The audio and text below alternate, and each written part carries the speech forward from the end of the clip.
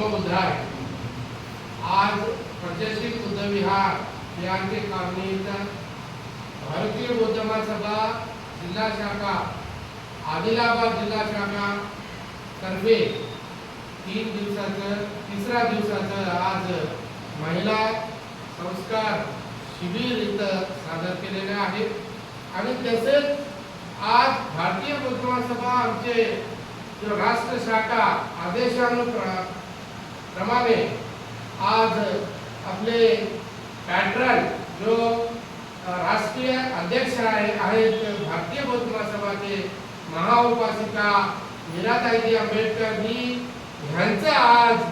जो बर्थडेचा कार्यक्रम म्हणजे वाढदिवसाचा कार्यक्रम म्हणून आज सादर केलेला आहे। पूज्य भरते